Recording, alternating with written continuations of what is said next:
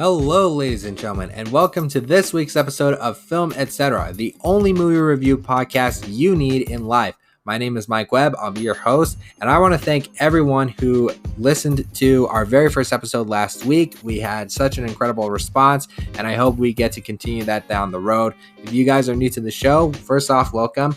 Basically, this is a show where I review the new releases and grade them on a scale from 0 to 10 based on my personal opinion. And before we get started, I also want to wish everyone a happy Memorial Day weekend. I hope you all are visiting with your families, as am I. But for this week, this is going to be a very short episode because we only have the two big new releases of the week, which are A Quiet Place Part 2 and Disney's Cruella. So without further ado, let's get started. Just to give you guys a heads up, I am autistic. I don't fully function with words in general, so you may hear me jumble up my words a little bit here and there. But without further ado, I hope you enjoy. A Quiet Place Part 2 is the sequel to 2018's A Quiet Place. It is once again written and directed by John Krasinski. He's the sole screenwriter this time around. It once again stars Emily Blunt, Millicent Simmons, and Noah Jupe as the Abbott family. The film starts off with a prologue about how the family first stumbles upon these monsters the day they arrive. We then cut to where the first film was left off, and now the Abbott family must head out to find others to seek shelter, until they stumble upon an old friend named Emmett, played by Cillian Murphy, hiding in a warehouse.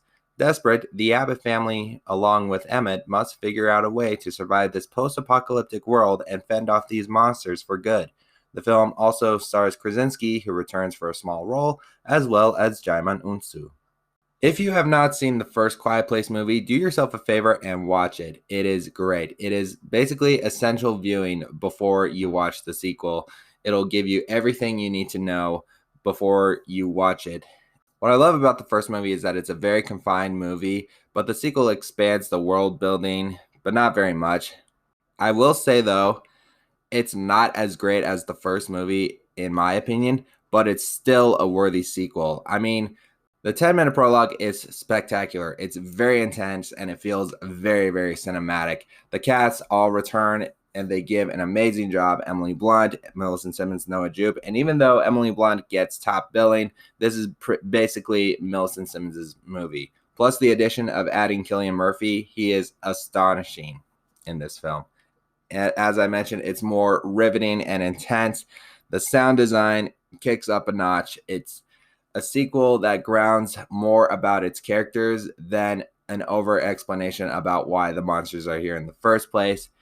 The cinematography is great. I love the parallel editing that you could see one scene happening around the same time within another scene. That works extremely well.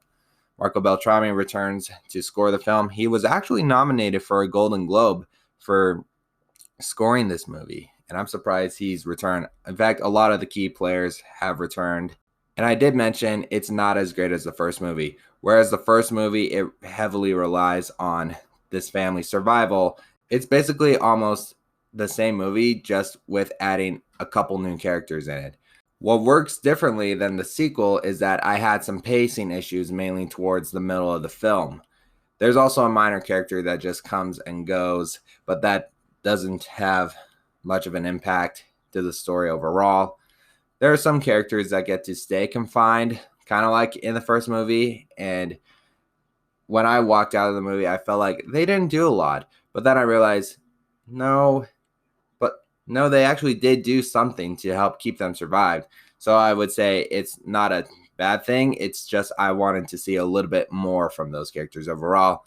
And I won't tell you how it ends, but it for sure surprised me. And when it ended, I was like, oh, wait, that's it? And there's also one little nitpick. There's one jump scare throughout the entire film. Almost all the jump scares are very effective, but there's just one that I just felt was almost completely unnecessary. But overall, it is worth seeing on the big screen. You have to see this in a theater with a crowd. Basically, kind of like of how the first movie was when you were in a movie theater and the audience was just dead silent. No one could talk. No one was on their phone. Like, you felt like you could hear a pin drop. And this applies to the sequel as well. So go out, get your money's worth. If you feel like you don't want to waste all that money and feel like you want to wait and watch it at home, don't worry. It'll be on Paramount Plus sometime in July. Anyway, guys, that's my review of A Quiet Place Part 2. And now here's my review of Cruella. Cruella is the latest installment in Disney's live-action remake slash reimagining of previous animated properties. It is based off of the character of Cruella de Vil from the book The 101 Dalmatians by Dottie Smith and was later adapted by Walt Disney for the 1961 animated film 101 Dalmatians.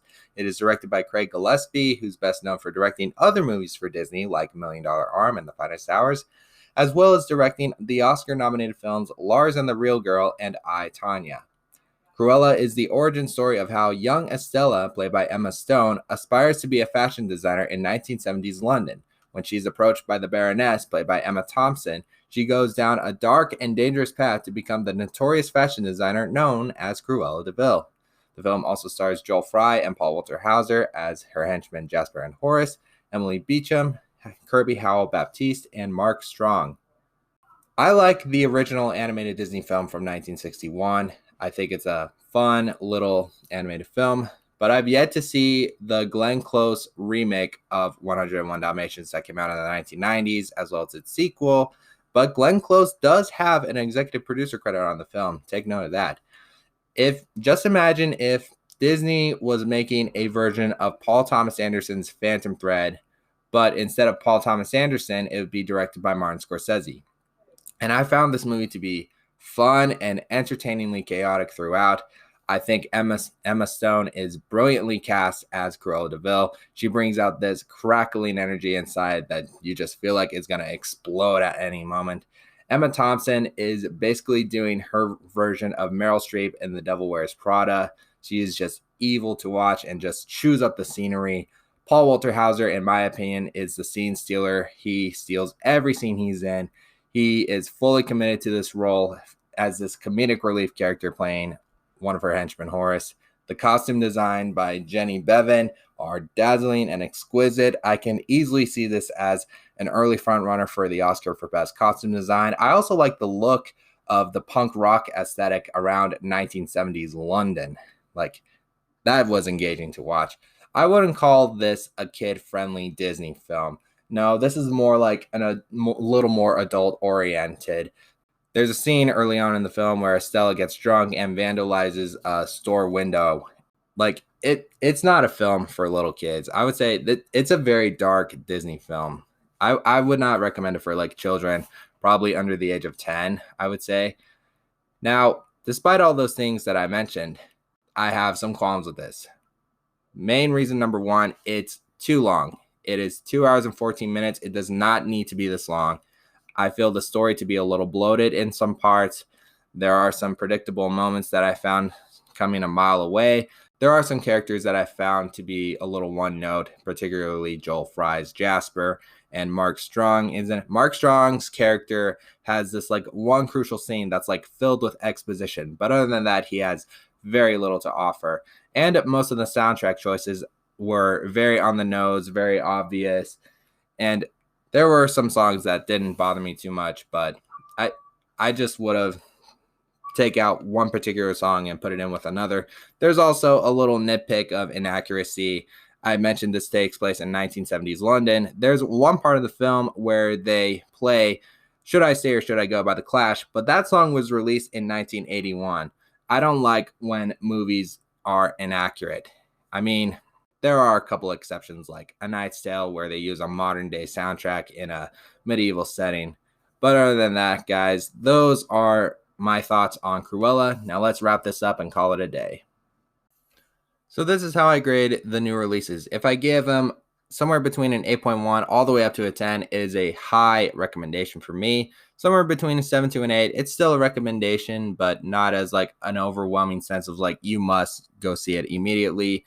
Somewhere between a 6 to a 6.9, I was like, it's fine. I don't buy it 100%. Somewhere between a 5 to a 5.9, and I was like, it's just middle ground. Like, it's just an average film. Anything below a 5, I would just not bother whatsoever. Anyway, for Cruella, on a scale of 0 to 10, I would give this a solid 7.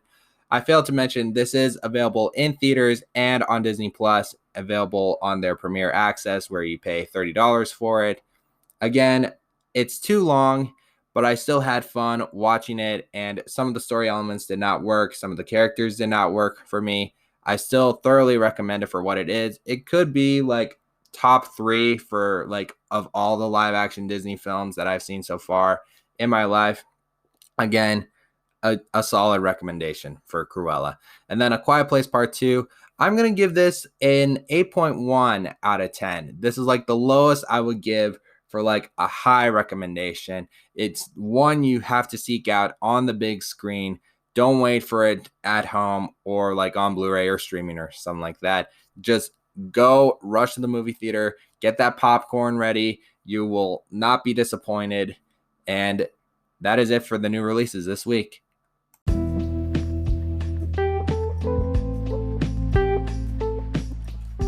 You guys, I am 2 episodes into this podcast and I'm feeling like on top of the world right now.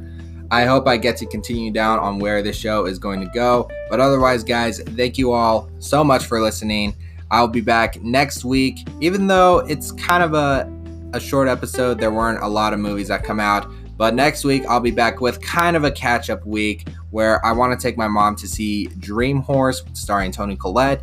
We've been wanting to see it for a little bit, but due to some scheduling issues, we couldn't fit that in. Anyway, guys, you can follow me on social media on Twitter, Instagram, and Letterboxd at RealMikeWebb. Make sure you subscribe and follow the show on wherever you get your episodes. Please leave us a good rating and tell your friends all about it. And have a happy Memorial Day weekend, you guys. And until next time, I'll see you all at the cinema.